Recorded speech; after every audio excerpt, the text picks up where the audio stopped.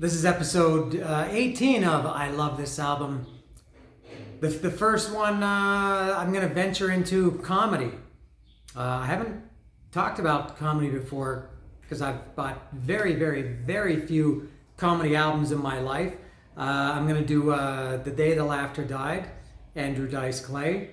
The reason I'm going to do this is when I first kind of made my mental list, and then I actually made a list of all the albums I thought I really love these albums. I want to talk about them.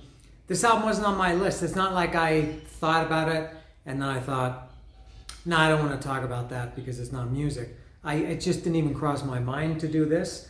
And but recently, a friend of mine, a good friend of mine, one of my best friends, Dave Delabapo, back in Toronto. We've been friends for 30-something years. He texted me recently with kind of an old, I think he sent me an old clip of Dice from 42 Long, which was another Dice Clay album, also very funny. And so we talked a little bit about Dice, and we used to love Dice Clay. And so that made me think, I haven't listened to The Day the Laughter Died and I'll show it now. There it is, The Day the Laughter Died. I'm going to get to that more. And I thought I haven't listened to The Day the Laughter Died for quite some time. So I listened to it. I thought, I'm going to talk about this. So I'm going to talk about The Day the Laughter Died, Andrew Dice Clay. I always talk to cameras if I'm talking to people as if anybody is watching. If you don't know who Dice Clay is, and I don't know what my demographics are. I don't think I have demographics. But if you're a certain age, under 30 maybe, you probably don't know him. If you're 40 or older, you probably know who he is. He was the biggest, I would say even the only comedian ever to exist Eddie Murphy had Raw and then Delirious, or Delirious and then Raw, I can't remember. It was, a lot of comedians had stand-up specials and HBO specials. I guess now they just do it on YouTube. And some of them were very popular. Eddie Murphy was doing this in front of huge crowds. Richard Pryor maybe, and I don't know how else. But Dice Clay was the first guy that I think that I know that was more like a rock star than a comedian. The way that people liked him and talked about him, and I thought he was extremely funny. I guess I heard him his first televised thing was or special. I guess it was just called Dice or Dice Rules, maybe just Dice. I think 88 or 89, and I loved him. And now I can give you also a little bit of I do have concert history with Dice Clay. I've only ever seen, in terms of famous comedians, I've only ever seen two. I've seen Jerry Seinfeld 3 times. I saw Jerry Seinfeld 3 times at Massey Hall in, I can't remember the years, a couple of years apart each. And I did see Dice Clay also, the first time was in 93, also at Massey Hall, where I saw Jerry Seinfeld for the first time. Maybe it was Dice Clay in 93. I think the first time I saw Seinfeld was 99 or 2000, around there, 2001. Now, the thing I remember most about seeing Dice Clay at Massey Hall in Toronto in 1993 was I'd suffered a collapsed lung earlier that day, and I didn't know it. And I was in a lot of pain, like excruciating pain, and couldn't breathe. But I didn't know what it was at the time. I thought the concert was on a Saturday, and I don't have a ticket stub. I don't know where it is. I am missing quite a lot of my ticket stubs. And so I was going to, the concert was on a Saturday. I woke up Saturday, and I felt it felt kind of like pain in my back. I'm getting way off topic here already. And I didn't have a car at the time, so I was taking a bus from where I lived in Guelph, and I was taking a bus to Toronto, and I was meeting my friend, and we're going to go see Dice Clay. I remember walking across a parking lot when I was going to the bus terminal. I had to like stop and go down like this and catch my breath. I think I don't know, I can't remember. I ended up having to go to I went to Toronto. I saw Dice Clay, and I was laughing. I couldn't control myself out of laughter and almost dying. It was so painful and I didn't know why it was like this. I went to the hospital the next day, and I had a collapsed lung, and they had to do surgery on me immediately. I was in the hospital for like a week. It was through Christmas, and but man, Dice Clay made me laugh so hard. And when you have, and it was 100% collapsed lung. When you have a collapsed lung, and you're laughing and you're trying to take, the pain comes from, because the air, here I go into doctor mode now, the air that's supposed to go into your lungs was going into my empty chest cavity, and it was kind of expanding, I guess, and then the air is pressing against my my ribs or my rib cage or the organs or something like that. Very painful. So I saw Dice Clay in Massey Hall in Toronto in 1993. Then I saw him again at, and I do have the ticket for this, in Las Vegas at the Stardust Hotel in 2001. This was, what a huge bonus this was in my life. No, 2002. When was this? August 2nd, 2002. I was going to, I had met my, Lilia, my wife, well, at that time my girlfriend, now ex-wife, and I was living in Toronto, she was living here in Mexico City, and we flew together to have a vacation together in Vegas. And when I got there, this was not before the internet, but you know, there was no social media, so you didn't really hear about these things.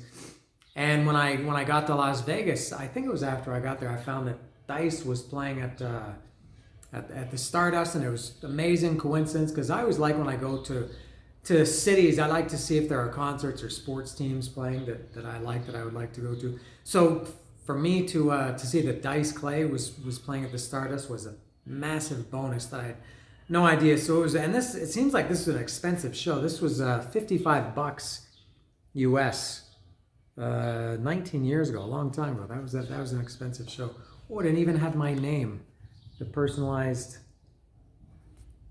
ticket. But it was pretty cool. And I remember I took pictures at that show. I've always taken pictures. This was, I guess, a year or two before digital cameras, and I took a few pictures of Dice at the show. So so that's my brief history with Dice Clay. And but the reason I'm going to talk about this, I'll show it again, the day the laughter died, in the Fat Boy jewel case. I can talk about, I don't know how I can talk about comedy. It's different than talking about music. But this album, and I guess maybe to a lesser extent his other albums, but for sure this album, I know this as well as I know Master of Puppets, Rain in Blood, Among the Living, Appetite for Destruction, the Dangerous Toys first album, Iron Maiden, Power Slave, all the other albums that I've talked about that I know every tiny little thing about them, everything, every little nuance, everything. I know this just as well. I could, you know, you sing along to an album that you know, music. I could talk along with this, and I still can, because I listened to this recently, as I said, and I still remember it word for word. There are bits that I could do word for word. I know this just like as if you listen to music. So this one, I guess what was unique about this was it was filmed, or not filmed, but recorded at Dangerfield's, Rodney Dangerfield's Comedy Club in New York City, which I went to in 2001. And it was recorded there. Apparently the reason it's called The Day the Laughter Died was because it was not like I mean, people were laughing, but apparently it was a show that they just did unannounced. I guess people in the crowd didn't know that it was going to be Dice Clay, so a lot of people weren't fans of his, or I guess everybody knew who he was at that time. This was in 80, came out in 90, and I guess this is recorded at Christmas, because he talks about his Christmas holiday special show. So this was recorded before Christmas in 1989, and so he was famous then, but not I guess this was what made him a big star. I'm really going on and on about this, but this was a very, this would be like the equivalent of I don't know, I talked about REM, Automatic for the People. This is like a Stark album, and REM, Automatic for the People, I thought was Stark too. Just very, very bare, very simple, basic, very small crowd. I don't know how, Dangerfield's is pretty small. I think it only holds, I don't even know, 100, couple of 200 people maybe, like at tables. It's like a room, not even like a lounge or not like a theater at all. And so, and it was all improv. He didn't really have any. You can kind of hear. The more I've heard this over the years, the more I kind of can identify, I think, what were some bits that he had written or kind of prepared. But I think this was mostly just talking.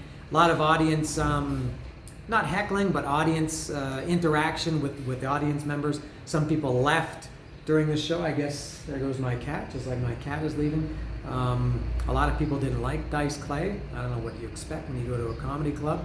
And he was very, very offensive. There's going to be some very bad language, I should say, because I'll talk about this. I'll maybe give some quotes. I hope my mother doesn't see this video.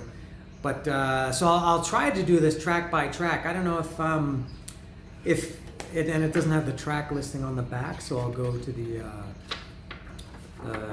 inner sleeve.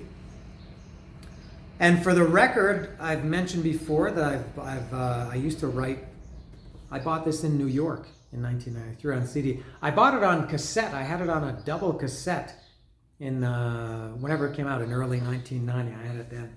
And man, me and a couple of my friends listened to this just as much as any of these musical albums.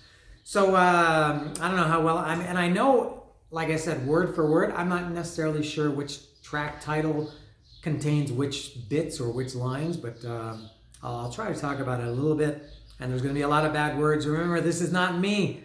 I'm very clean, and I don't say these kind of words.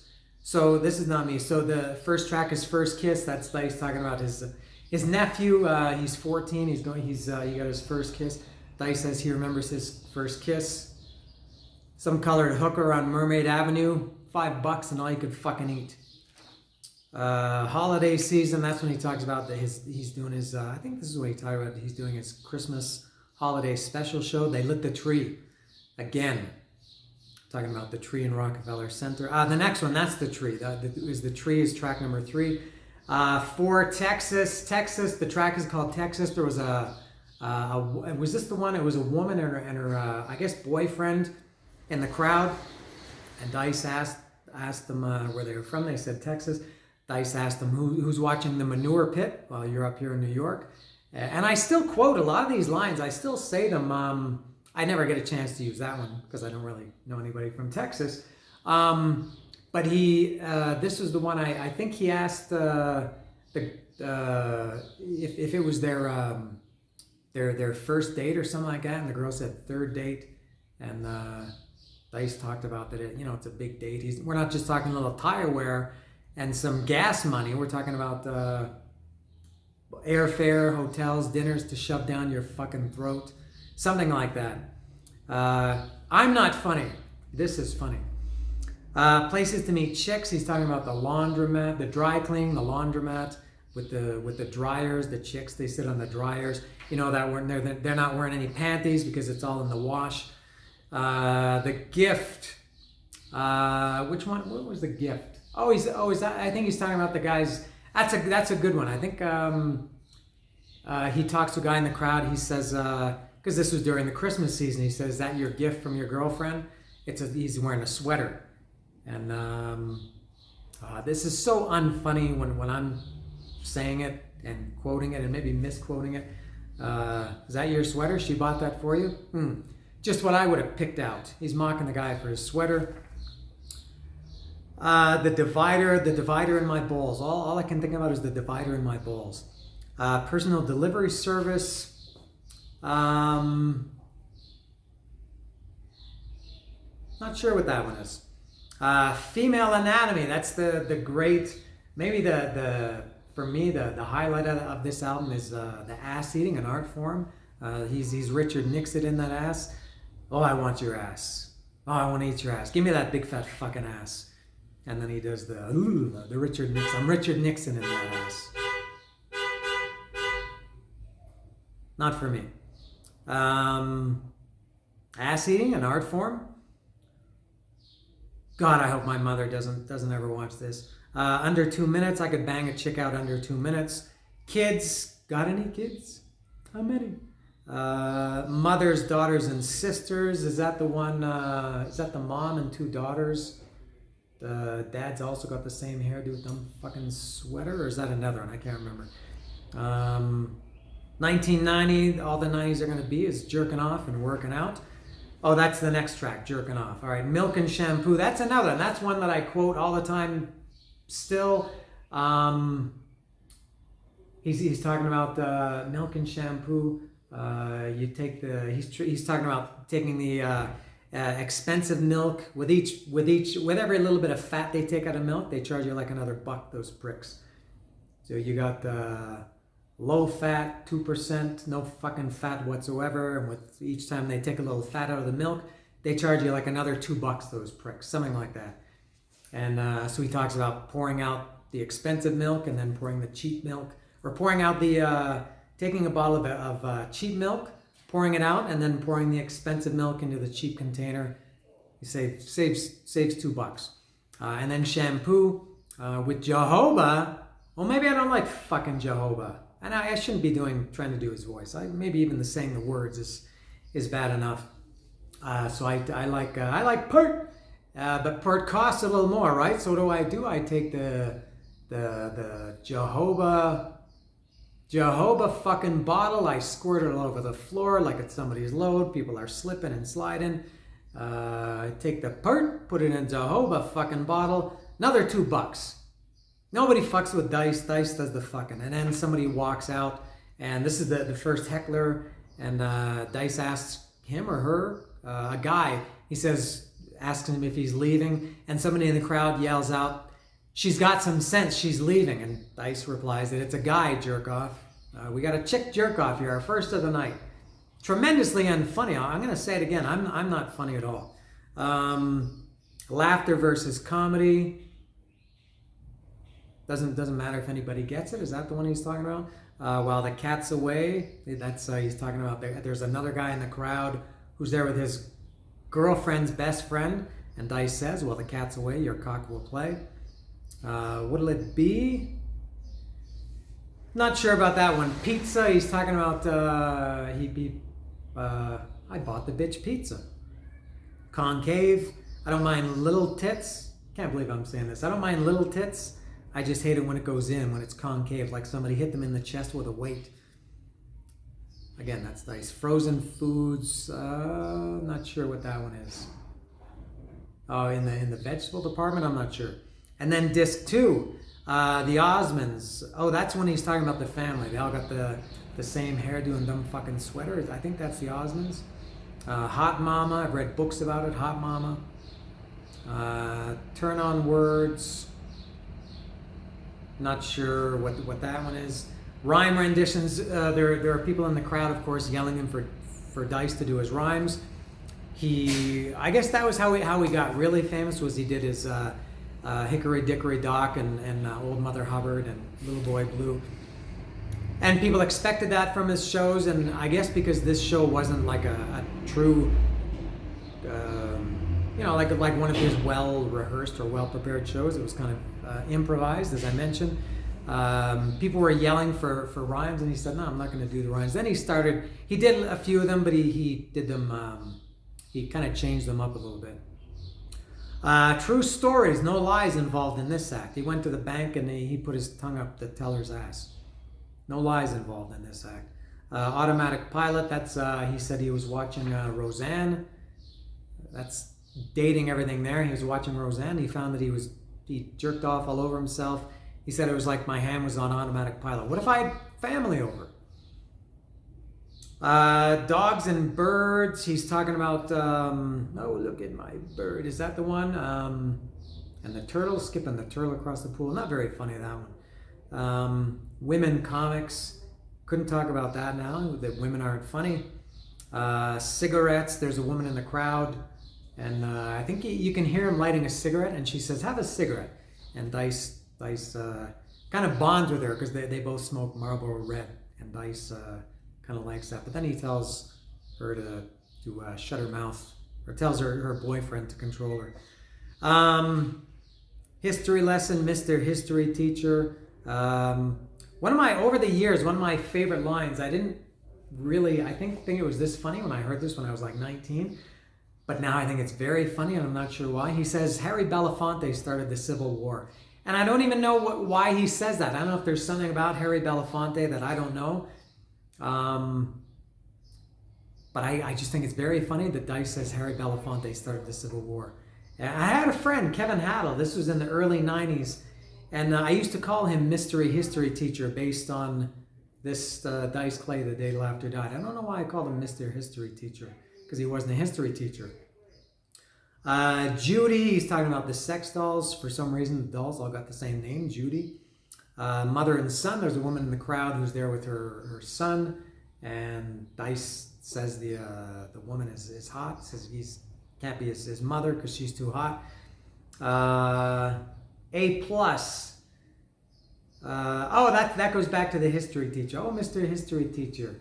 An A plus. What did she say?